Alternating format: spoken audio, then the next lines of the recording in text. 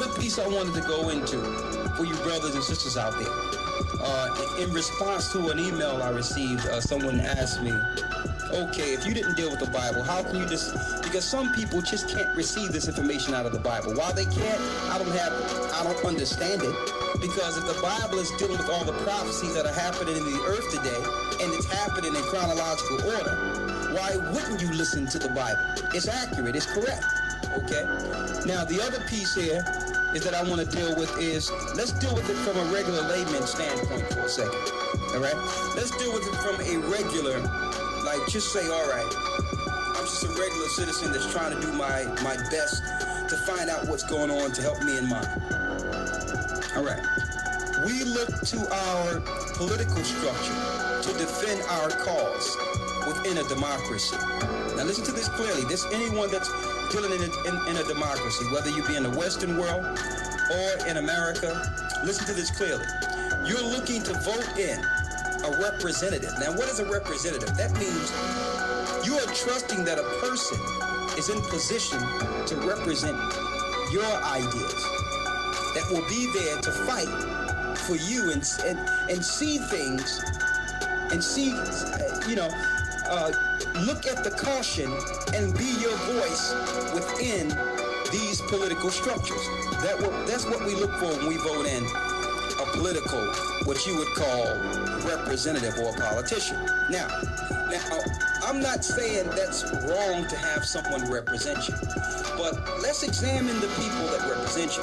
You're telling representatives to represent you in a society which is capitalistic. Now, to give you an understanding of what I'm saying, to show you how confusing that is, in a capitalistic society, it's a for-gain enterprise. It means I can have nothing and I can be a millionaire if I bring forth the right ideas. In a capitalistic society, there's nothing to stop me from gaining because it's about pro-capital. It's about getting as much money as I can.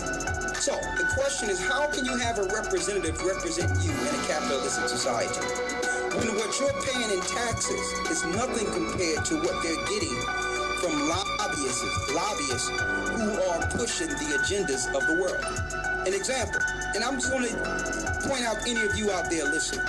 If someone is giving you 50K or 50 quid or 50,000 quid or $50,000 or 50,000 pounds a year to represent them, and then someone on the other side is giving you 2 million a year to represent them, who would you represent in a capitalistic society with bills?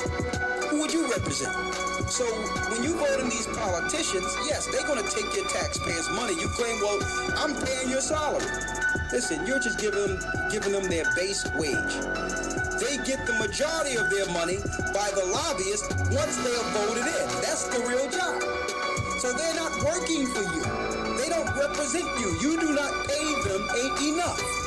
So that's why your politicians are complicit with the legislation and what's going on in the earth.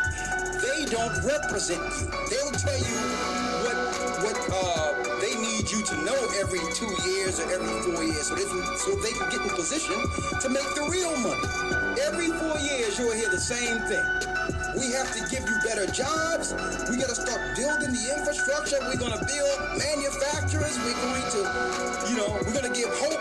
We have to give better education. It's the same spill every year with these politicians and nothing changed. Why?